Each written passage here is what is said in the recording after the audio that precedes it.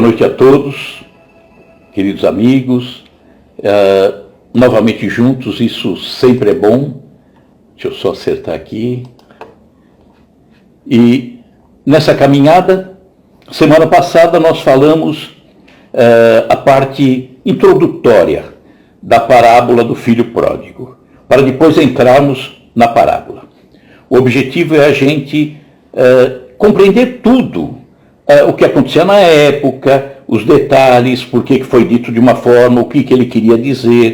Então, a live passada nós nem falamos da parábola, nós falamos das coisas que nos encaminhariam a um entendimento maior da parábola.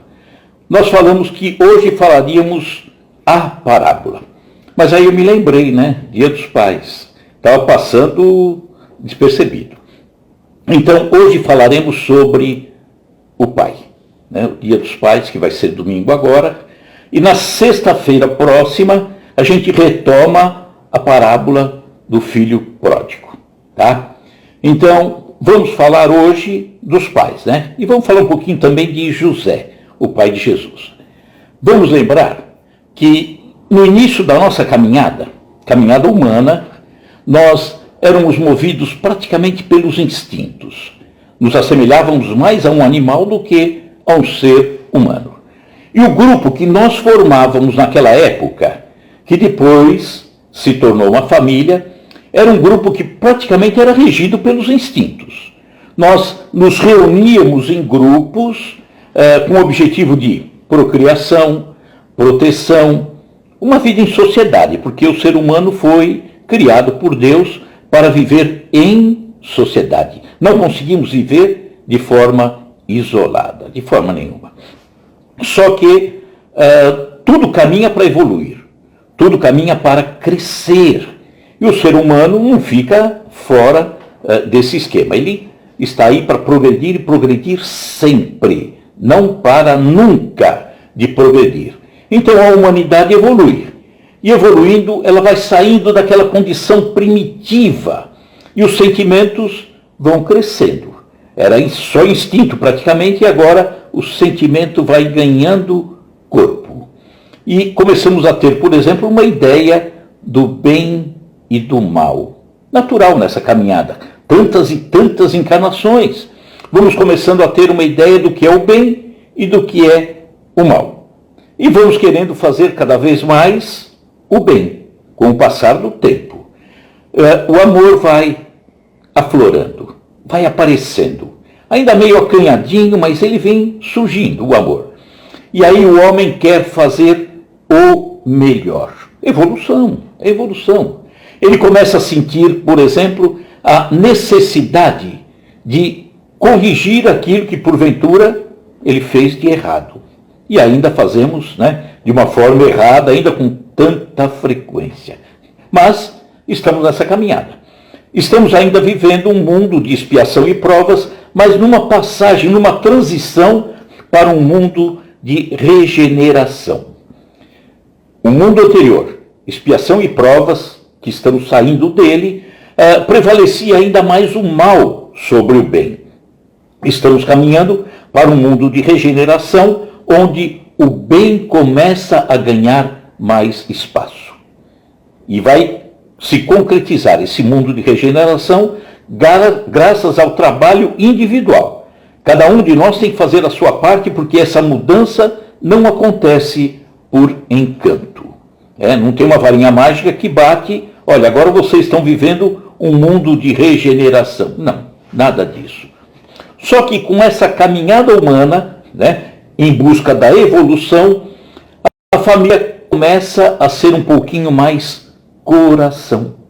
Aquele grupo do passado que vivia no instinto, agora ele é uma família e com o coração, e sentimos isso. O coração vive dentro da família.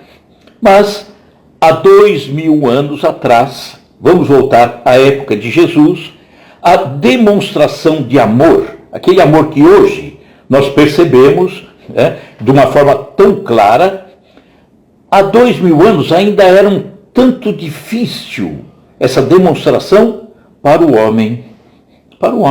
Era meio complicado, a coisa ainda era né? Muito machista. Nós vemos hoje, por exemplo, na nossa casa espírita, na nossa família, a gente beija todo mundo. Chegamos na nossa casa fraterna, sociedade fraterna, beijamos todo mundo, não importa se é homem, se é mulher, se é criança. É um carinho, porque nós vivemos num clima de amor e ainda somos tão imperfeitos, né? Agora, demonstração de amor há 2000 anos atrás para o homem era uma coisa um pouquinho complicada, né? Salvo no círculo familiar, salvo num grupo de amigos mais próximos, dentro da família, o pai, o filho, isso aí não, isso aí era normal acontecer. Agora, fora disso, poderia ser até entendido como um sinal de fraqueza daquele homem. Isso há 2000 anos atrás. Hoje, graças a Deus, mudou e mudou muito, muito, demais, né? E agora, vamos voltar, falamos em 2000 anos, vamos voltar ainda mais no tempo, tá? Lembrar, por exemplo, que quando o ser humano começa a procurar encontrar alguma força que esteja fora do seu controle, começa a procurar a divindade, ele começa então a adorar vários deuses. Vários deuses. O deus do sol, o deus da lua, o deus do mar, do vento, e procura todos esses deuses. Mas há cerca de 3.800 anos atrás, 3.800, Jesus passou por nós há 2.000 anos, né? Há 3.800 anos atrás, vamos ver a figura de Abraão. Abraão, o patriarca Abraão, patriarca dos hebreus, né? O pai de muitos, é conhecido como o pai de muitos. Ele vivia, Abraão, em Ur, na Caldeia, na região sul da Mesopotâmia. E ele foi chamado para iniciar um entendimento e uma divulgação desse Deus único. Então, começou ali o monoteísmo, adoração a um único Deus, que é o verdadeiro Deus nosso, que nós entendemos. Nós temos um entendimento de Deus dentro da doutrina que foge daquilo que normalmente as religiões estão buscando. Nós sabemos que Deus é a inteligência suprema, causa primeira de todas as coisas. E aí você entende Deus como quiser. Uma grande força, um conjunto de leis, uma força cósmica. É Deus. E é Deus bom, infinitamente justo, porque Ele dá a todos nós a mesma oportunidade. O sol brilha para todos, a água está aí para todos. Enfim, é um Deus justo que quando nós vemos algum desequilíbrio, não é por Deus, é por nós. Nós é que provocamos os desequilíbrios. Mas voltando a Abraão, ele recebe um chamado que ele entendeu ser de Deus. É a espiritualidade que estava chamando Abraão para uma tarefa maravilhosa. E aí ele diz, essa força, né? Esse espírito que fala com Abraão: sai-te da tua terra, do meio dos teus parentes e da casa de teu pai, e vá para a terra que lhe mostrarei. Eu farei de você um grande povo e o abençoarei. Tornarei famoso o teu nome, de modo que se torne uma bênção. Abençoarei os que abençoarem você, e amaldiçoarei, aí é um problema de interpretação, não seria bem isso não, aqueles que o amaldiçoarem. Em você, todas as famílias da terra serão abençoadas. Quando surge uma palavra pesada assim, é problema de interpretação, problema de tradução, porque não devemos levar ao pé da letra. E em seguida, cerca de 400 anos depois, em Moisés. Moisés consolida o monoteísmo, a crença num Deus único.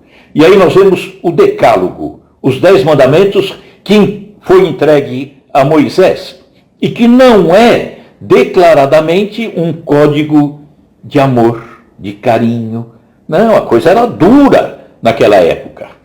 As leis mosaicas ainda, promulgadas pelo próprio Moisés, eram leis pesadas, leis fortes, que puniam. Ela não enfatizava o amor. O amor não. Amar só a Deus. Então, era um Deus naquela época, um Deus exigente, um Deus punitivo, um Deus que apontava o dedo, que condenava, que julgava. E as punições daquela época, lá de Moisés, essas punições aos infratores da lei chegavam até mesmo à pena de morte. E Deus continuou dessa forma, vingativo, punitivo, violento, por mais ou menos ainda 1500 anos, até chegar Jesus. Aí vem Jesus, há 2000 anos atrás. Ele vem com uma mensagem revolucionária, tanto que ele não foi compreendido naquela época. Os judeus não quiseram saber. É um revolucionário, está mudando tudo. Ele estava dando apenas uma interpretação mais maleável, com amor. Ele falava do mesmo Deus, mas falava de um Deus que amava, que não era vingativo, não era punitivo. Não, de forma nenhuma. Então, a sua mensagem de Jesus era a mais linda expressão do amor. E para aquele pessoal há 2000 anos atrás, tão endurecido, não conseguiam entender bem o que viria a ser. Jesus era, e continua sendo, e continuará sendo sempre, o amor mais puro. E a partir daí, a partir desse instante, o amor professado pelo homem começa a ganhar espaço. Aí vai ganhando espaço. Coisa que até então era difícil, mas a partir de Jesus começa um ou outro a mostrar o carinho, o amor, o respeito, começa a ficar um pouquinho mais doce. Logicamente que para poucos, não para muitos não, né? Vamos lembrar, por exemplo, o episódio da negação de Jesus por Pedro. Recordam-se, quando Jesus é entregue e Pedro estava acompanhando aquela comitiva que levava Jesus até o palácio de Caifás, mas Pedro ia recuado. Tinha medo. E fica do lado de fora do palácio de Caifás. E aí, de repente, alguém ali reconhece Pedro e diz, eu não sou amigo de Jesus, não, nem conheço, por 3 vezes. E depois que Jesus é morto, as aparições que Jesus faz durante 40 dias, uma delas junto ao mar da Galileia. E aí Pedro, juntamente com outros discípulos, num barco, no meio do mar, olha para a margem, na margem estava Jesus. Eles correm para se encontrar com o Espírito de Jesus que se materializava ali, naquele episódio. Jesus pergunta a Pedro, tu me amas? Olha aí o amor. E Pedro não pensou 2 vezes, sim, mestre, eu te amo. E respondeu por 3 vezes que amava Jesus. E aquilo já era uma coisa normal entre eles. Sentir o amor. Sem vergonha nenhuma. Sem preocupação nenhuma. E aí, Jesus então nos deixa o amar a Deus sobre todas as coisas e amar o próximo. Há 2000 anos. Vamos amar o próximo como a nós mesmos. E uma coisa fantástica, maravilhosa, que nem sempre nos damos conta, não paramos para avaliar isso tudo. Deus era entendido pelos judeus. Deus. Jesus vem e como fazer o homem estar mais próximo desse Deus, entender esse Deus de uma forma mais carinhosa. O que Jesus faz? Pai. Começa a chamar Deus de Pai. E a partir de então, Deus, para nós, é o nosso Pai. Tanto que ele deixou a prece do Pai Nosso, não do Deus Nosso. Pai Nosso. Olha o impacto que isso causou sobre as pessoas a partir de então, né? E por que será que Jesus chamou Deus de Pai? O que será que aconteceu? Vamos lá. Qual poderia ter sido a motivação, a inspiração para que Jesus chamasse Deus de Pai? No meu entendimento, Jesus denominou Deus como Abá. Abá é paizinho no aramaico. Por quê? Porque ele teve uma experiência maravilhosa, fantástica, com José, seu pai. Seu pai aqui na terra. Então o amor que Jesus sentia por José, o carinho que ele recebia de José, seu pai, ele leva para Deus. E Deus agora é pai. E para mim, ele se espelhou na sua experiência com José, o seu pai aqui na terra. Então, vamos pensar um pouquinho a respeito de José. José, o pai de Jesus. Ele, o mais esquecido personagem da família sagrada. Ele ficou esquecido, apagado. Todo mundo fala, obviamente, de Jesus. Fala-se de Maria com todo carinho, porque é a mãe é a grande referência. Mas o pai ficou esquecido. Silencioso. Silencioso. José não deixou, se procurarmos os 4 evangelhos, José não deixou uma única palavra. E as menções que se fazem a ele são tão diminutas, tão pequenas. O silêncio. O silêncio é a essência de José. O silêncio. E a de quem ele personifica. Deus, o Pai Celeste agora. Então, José era o silêncio. Mas José era a bondade. José era a obediência. José era o amor.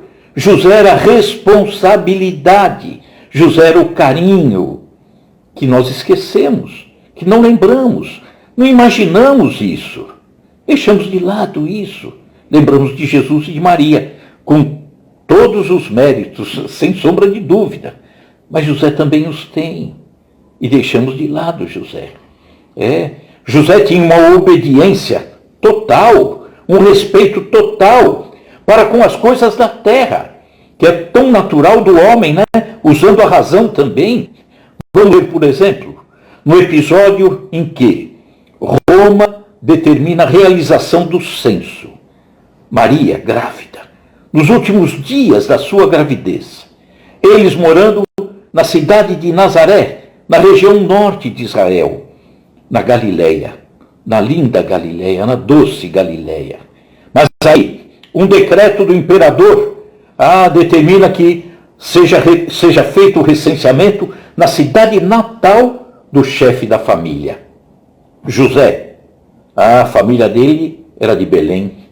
Então aí ele teve que se deslocar com a família até Belém. Era uma distância aproximada de 110 quilômetros, em linha reta, descendo de Nazaré para Belém, que fica juntinho a Jerusalém. E José leva Maria nos últimos dias da sua gravidez, obedece sem titubear, vai lá e cumpre com a sua obrigação. Mas José também era responsável, zeloso, sério, dedicado para com as coisas do alto, para com as coisas da espiritualidade. José, que médium fantástico, médium que se comunicava com a espiritualidade, que entendiam ser Deus, mas é a espiritualidade, os espíritos que estão atuando, amando desse Deus.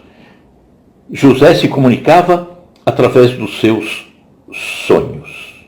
Sim, e obedecia a esses sonhos, a essas determinações do alto. No Novo Testamento, sonhos são narrados ou falados em 5 ocasiões. Delas, 4 com José, envolvendo José. Olha que mediunidade que José, o maravilhoso José, tinha. Vamos ver o primeiro sonho. Vamos falar de acordo com a narrativa evangélica. Muito embora, pela doutrina espírita, nós temos um outro entendimento, mas que mostra, historicamente, o que aconteceu e a maravilha disso tudo. Então, José sabia que Maria era uma jovem pura e de muita fé. Isso no primeiro sonho. Mas então, ele descobriu que ela estava grávida. Ele pretendia se separar de Maria, para até poupá-la de algum escândalo. No entanto, um anjo lhe explicou num sonho, a espiritualidade conversando com José através do sonho, explicando que Maria estaria grávida por meio do Espírito Santo, no entendimento de tantos. Nós temos um outro entendimento, mas respeitamos essa narrativa porque ela é tão bonita, O anjo também disse que seu filho, que viria ali, libertaria o povo dos seus equívocos, orientaria o seu povo, ou seja, traria lições maravilhosas. E além disso, nesse sonho, o anjo tranquilizou José, dizendo, isso está em Mateus, Evangelho de Mateus, capítulo 1, versículo 18 a 21. Não tenhas medo de levar para casa Maria, a tua esposa. Esse era o primeiro sonho que ele tinha. Depois, já em Belém, quando Jesus nasceu, José acorda Maria, no meio de uma noite, para dar uma notícia urgente. O anjo de Deus acabava de aparecer a ele num sonho dizendo, levante-se, isso aí está em Mateus também, capítulo 2. Levante-se, pegue a criancinha e a mãe dela, fuja para o Egito e fique ali até eu avisá-lo. Era o segundo sonho, porque Herodes está prestes a procurar a criancinha para matá-la. Enquanto todos em Belém dormiam, sem saber do drama que se desenrolava, José e Maria, com um filhinho pequenininho, saíam discretamente da cidade no meio da escuridão da noite. Indo em direção ao sul, que seria o Egito, com o dia começando a clarear no horizonte, José talvez pensasse no que o aguardava. Era responsável. Meu Deus, estou levando a minha esposa, meu filho recém-nascido, estou indo para o Egito. O anjo pediu para que eu fizesse isso. Olha a pergunta que poderia ter aparecido no coração de José. Como um humilde carpinteiro poderá proteger sua família contra forças tão poderosas? Como que eu vou conseguir isso? Será que eu sempre conseguirei prover minha família no sustento? Estarei em terra estranha, em local desconhecido por mim? Será que eu seria capaz de perseverar em cumprir essa pesada responsabilidade que Deus colocou nos meus ombros de criar e proteger essa criança tão especial? Vamos pensar o coração de José, como estava naqueles momentos, e ele firme, José tinha enormes desafios pela frente, com uma viagem longa e muito difícil. Ao considerar como ele conseguiu vencer tudo isso, nós vamos ver o que hoje acontece com os homens que são pais, que precisam ter a firmeza para segurar a sua família. As dificuldades hoje são outras, diferentes. Hoje nós carregamos na família a dificuldade, o risco de drogas que podem entrar, de violências, de tantas coisas que um pai tem que estar atento sempre. E ele, José, prontamente, abriu mão do seu trabalho e se sacrificou, o próprio sacrifício dele, para proteger a sua família. Não mediu esforços. Que homem que a gente se esquece de pensar nele. Vamos para o terceiro sonho de José.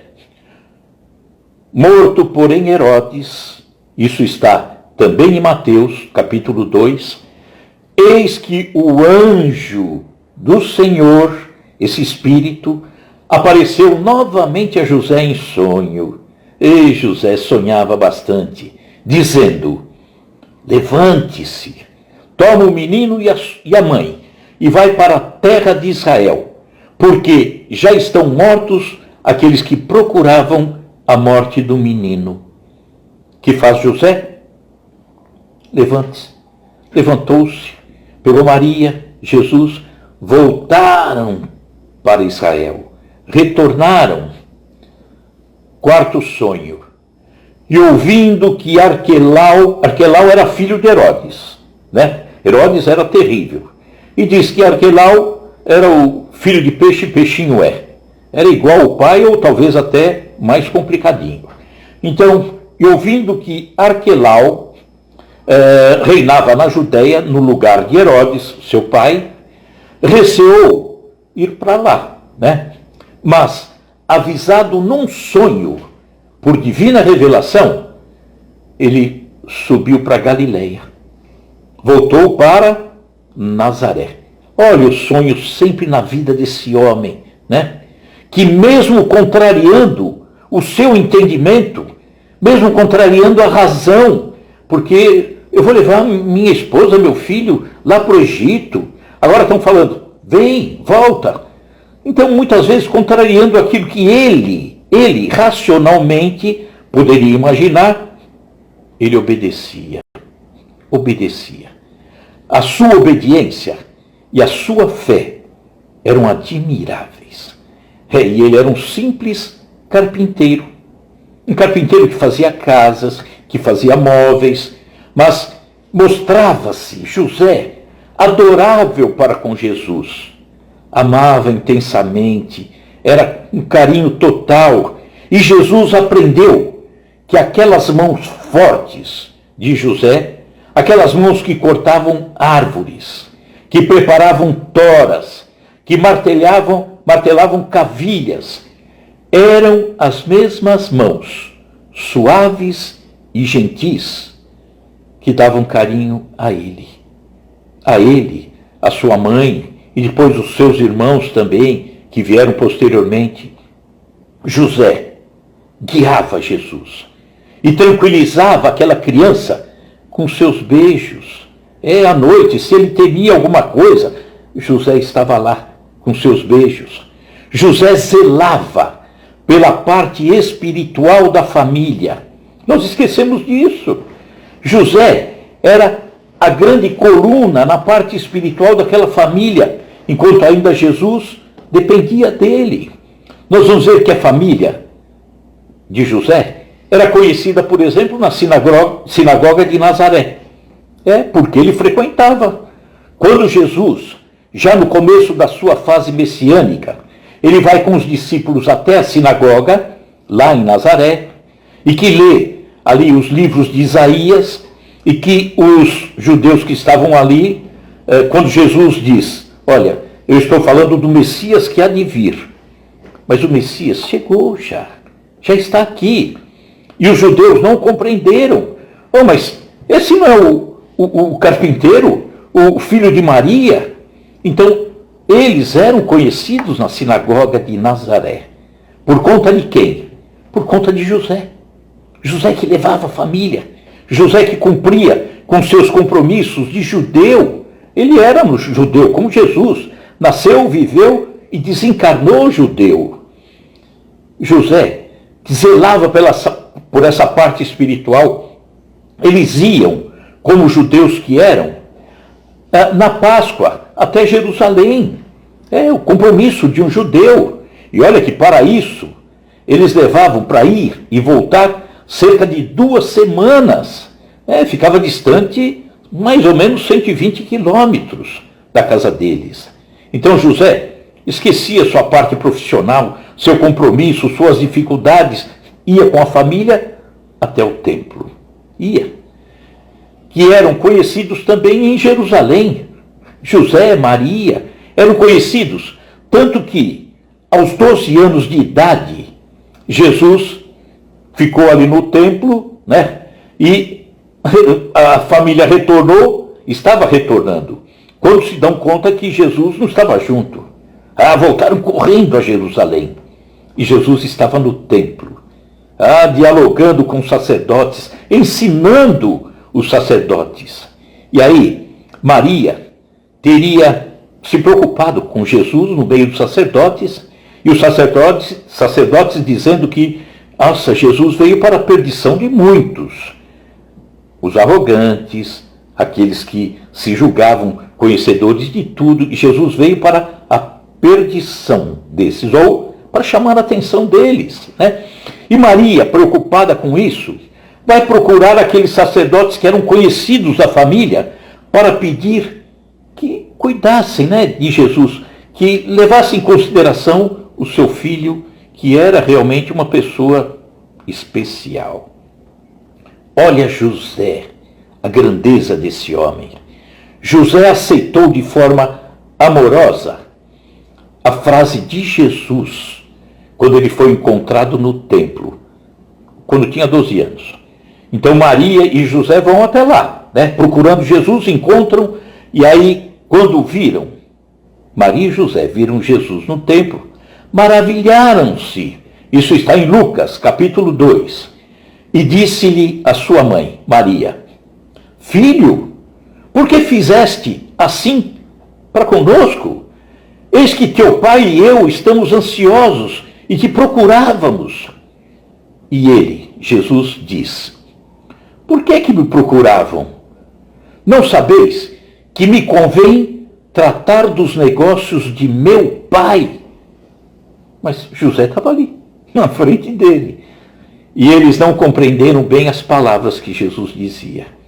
Mas na frente de José diz Jesus: Eu estou aqui tratando dos negócios do meu pai. Com doçura, mas usou a palavra pai, quando ele tinha apenas 12 anos. José ouviu aquilo, e o coração dele deve ter compreendido tudo aquilo que Jesus queria dizer. José continuava zelando pela caminhada de Jesus. Em Lucas, capítulo 2, diz assim: E desceu com eles, e foi para Nazaré, e era-lhes sujeito. Jesus se sujeitava à sua família, e sua mãe guardava no seu coração todas essas coisas, e José também. E crescia Jesus em sabedoria, e em estatura, e em graça para com Deus e para com os homens. E José ao lado deles.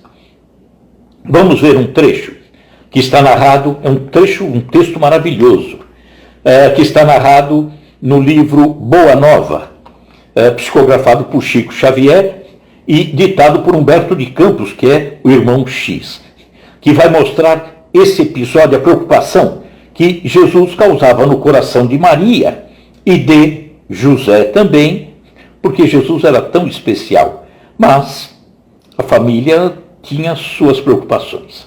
E diz assim, no encontro que Maria teve com Isabel, a sua prima, Isabel, que era mãe de João Batista, primo de Jesus. Então, Isabel começa o diálogo falando: olha, apesar de todos os valores da crença, nós, as mães, ela conversando com a prima, Maria, mãe de Jesus, nós, as mães, temos sempre o espírito abalado por injustificáveis receios. E como se deixasse empolgar por amorosos temores, Maria continuou assim o diálogo. Ainda há alguns dias, eles tinham acabado de chegar de Jerusalém, né? E Jesus tinha ficado lá no templo, depois eles trouxeram. Ainda há alguns dias estivemos em Jerusalém, nas comemorações costumeiras, e a facilidade de argumentação com que Jesus elucidava os problemas que lhe eram apresentados pelos orientadores do templo nos deixou a todos receosos e perplexos. Sua ciência, e de Jesus, não pode ser deste mundo, vem de Deus, que certamente se manifesta por seus lábios amigos da pureza. Notando-lhe as respostas, Eleazar que era um dos doutores da lei, lá do templo, chamou a José, em particular, e o advertiu de que o menino parece haver nascido para a perdição de muitos poderosos em Israel. Porque Jesus era doçura, Jesus era verdade. Com a prima, então, Isabel, ali escutar atentamente a palavra, Maria, de olhos úmidos, continuou: olha, Isabel, ciente disso, ou desse aviso, procurei Eleazar.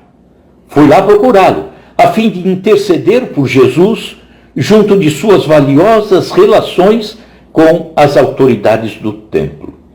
Pensei na sua infância desprotegida e receio pelo seu futuro, falou Maria.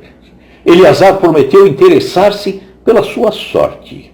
Todavia, de regresso a Nazaré, experimentei singular multiplicação dos meus temores.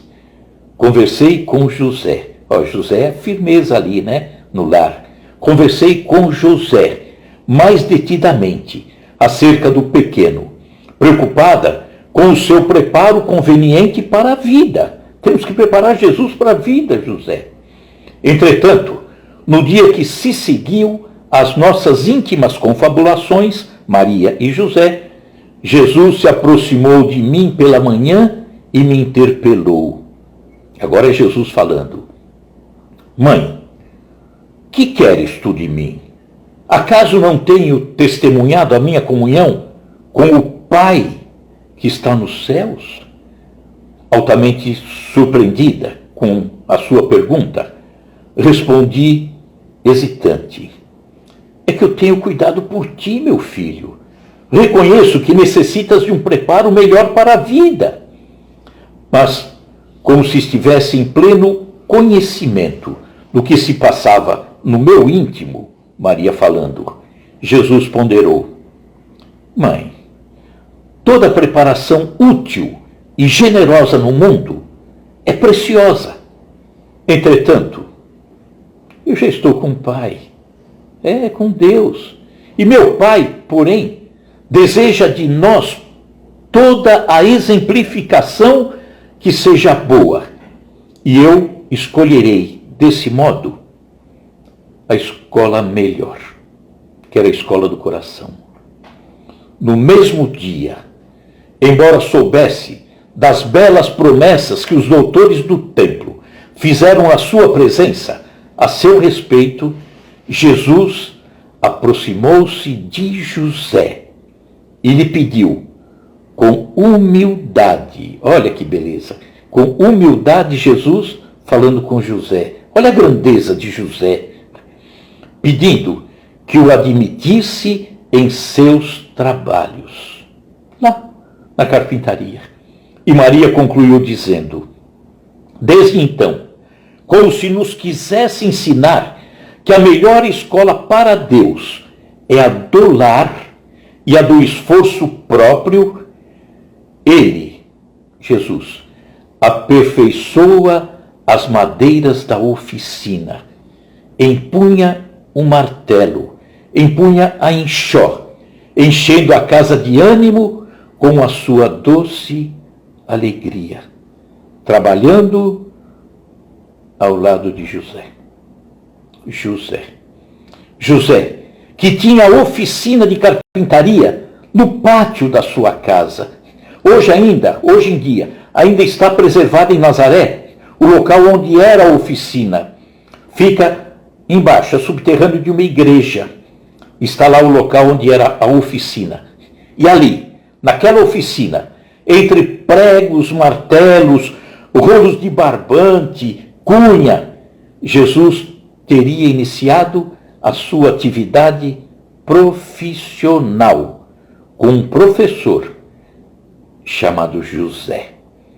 E aí, quando acontece aquele episódio, lá na sinagoga, lá mesmo em Nazaré, quando não compreenderam, quando Jesus disse que era Messias, isso Jesus já distribuindo o evangelho durante 3 anos, Jesus já com 30 anos, eles diziam, os judeus que estavam lá dentro, mas esse que está falando, que é o Messias, não é este o carpinteiro?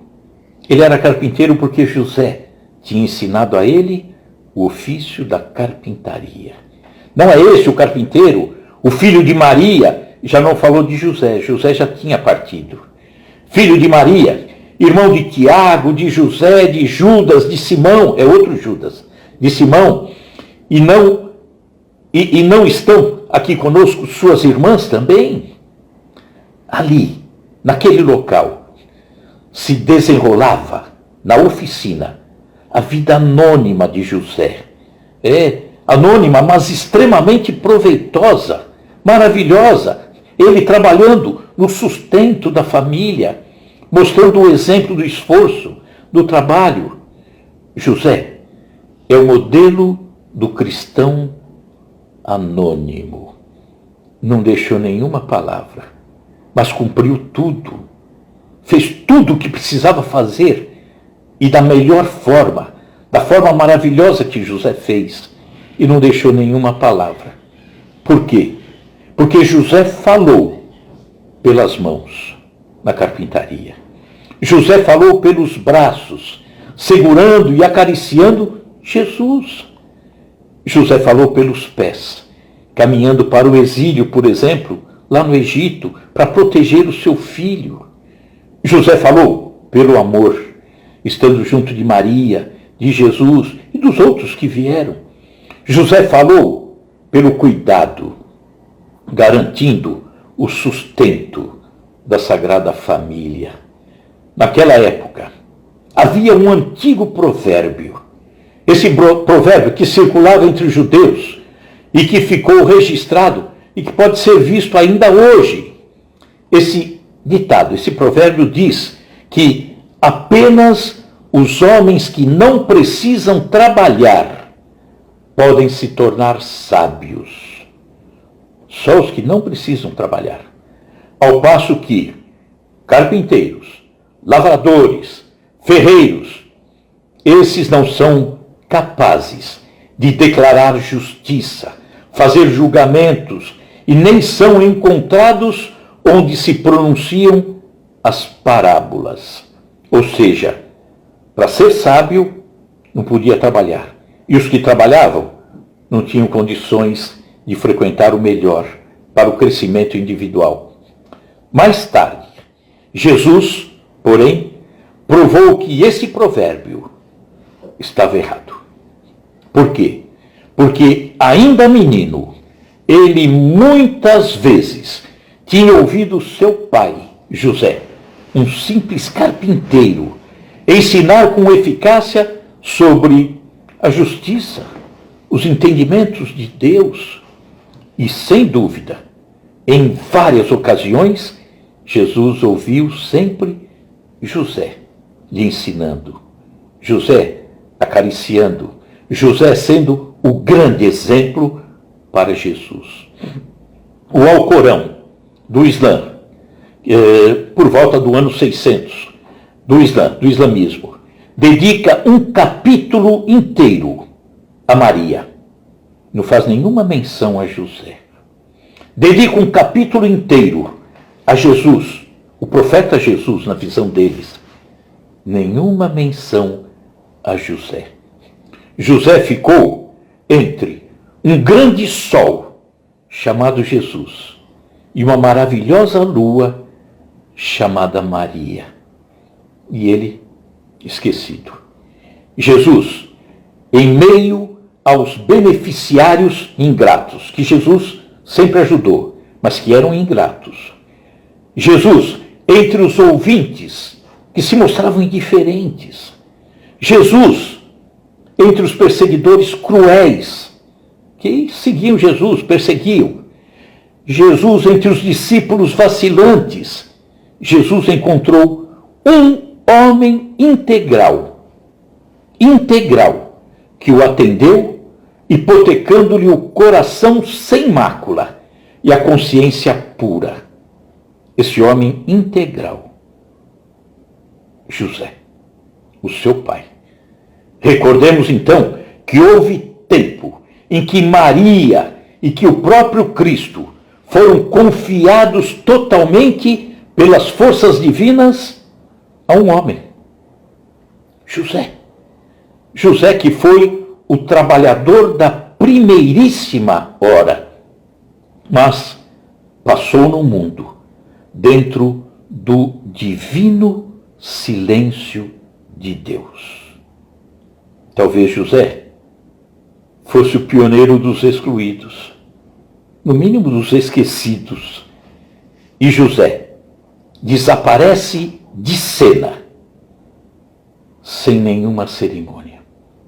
Não há um relato nos evangelhos. Nada foi narrado sobre o que aconteceu com José. Nada foi narrado nos evangelhos após Jesus ter 12 anos lá no templo em Jerusalém. José foi esquecido. E aí, diante dessa figura maravilhosa de José, nós vamos pensar no nosso Pai aqui da terra. Esse que é culpado por você estar aí, por eu estar aqui, né? Nosso Pai na terra, que nos ama. De que forma? Da forma que Ele sabe amar. Ou da forma como Ele soube amar, se Ele já não está mais aqui fisicamente conosco. Ele nos ama da forma como Ele aprendeu a amar. E precisamos, então, compreender nos nossos pais, ou no nosso pai, a sua deficiência. Ele tem deficiência, ou teve deficiência. Assim como nós também precisamos que compreendam as nossas deficiências, afinal ninguém é perfeito. O nosso Pai deu aquilo que Ele tinha, o amor que Ele tinha, a condição que Ele tinha. Foi muito? Beleza. Não foi tanto? Era aquilo que Ele tinha. Era aquilo que Ele podia dar. E nós precisamos entender que não vale qualquer tipo de ressentimento ao Pai. Ah, mas eu tenho lembranças de coisas complicadas. Agradeça. Ah, mas eu lembro. Agradeça. Ele teve suas dificuldades. Você tem também, eu tenho. Todos nós temos. Todos nós temos. Certa feita, eu acho que já comentei em alguma live, atendendo a uma pessoa na nossa querida fraterna, nossa casa espírita, e não lembro exatamente qual foi o motivo, e essa pessoa nesse bate-papo, nessa entrevista, ela disse para mim que ela tinha uma mágoa profunda do pai. Tem uma mágoa profunda. Bom, não quero saber, né? Não devo saber qual a mágoa. Era uma questão entre ela e o pai. Mas a tua vida, como é? Você tem marido, esposa? Tenho. Você tem filhos? Tenho. Você os ama? Amo. E a vida como é? Eu agradeço tanta coisa. Tem amigos? Tenho vários amigos. Está valendo a pena essa vida? Tá valendo, lógico. Que beleza. Agradeça ao teu pai. Agradeça a ele. Você pode ter mágoas. Apague. Perdoe. Se você vive isso, se você tem a esposa ou o marido, não lembro se era homem ou mulher, agora não lembro, já faz algum tempo. Se você tem filhos que ama, amigos que preza, se você tem oportunidades de crescimento, de crescer espiritualmente, agradeça. Teu pai te permitiu isso. Então, não importa a dificuldade que ele tenha, não importa a dificuldade que ele teve, ele deu daquilo que ele tinha. Talvez ele não tenha recebido, ele, por sua vez, não tenha recebido o carinho daquele que cuidou dele. Talvez ele não tenha aprendido a amar, porque talvez os anteriores não amavam também. E você ama. Agradeça. Agradeça. Se devemos perdoar ao inimigo, por que não perdoar o Pai? Então, vamos pensar nisso. Em especial agora, que é o Dia dos Pais. Teu pai não vai estar com você. O meu pai, fisicamente, não vai estar comigo. Mas ele não deixa de estar aqui dentro. Eu estou sempre feliz porque eu tenho ele sempre comigo. E ele me ensinou tantas coisas e eu sou infinitamente grato a ele. E ele era perfeito? Não, como eu não sou. Mas amo. E amo intensamente. Então, Dia dos Pais. Agradecer. Está aí do teu lado? Comece a treinar o beijo do domingo. Agora. Comece beijando agora. Comece abraçando agora. Comece fazendo carinho agora. Comece pedindo perdão se for necessário agora. E se ele não está do seu lado? Né? Nós brincamos dentro da casa espírita. Já brinquei tantas vezes. Aqui, por exemplo, na aula. Olha, estamos passando a lição aqui da doutrina, não sei o que e tal. E eu brinco. Brincava, né? Porque hoje eu não consigo estar tão presente. Se não se comportar direito, mando chamar o pai. Mas meu pai já desencarnou. Eu chamo do mesmo jeito. Não tem problema. Então, se seu pai não está aí com você, esteja você com ele. No pensamento, no carinho, no pedido de perdão, num beijo que você manda, numa prece que você faz. Esteja com teu pai. Se prepare também para domingo comemorar um maravilhoso Dia dos Pais. Então agradeçamos ao Pai. Primeiro, agradeçamos ao nosso Pai que nos trouxe aqui. E eu, como Pai, acima de tudo, também, né, agradeço a Deus, a tudo, ao meu Pai, mas agradeço do fundo do meu coração a família que Deus me emprestou. Amo essa família demais. Muito obrigado. Então, todos nós, vamos nos preparar para o domingo. Vamos terminar o nosso trabalho com uma prece. Tá? Então, por gentileza, se puderem fechar os olhos. Vamos fazer uma prece hoje, pedindo para Jesus.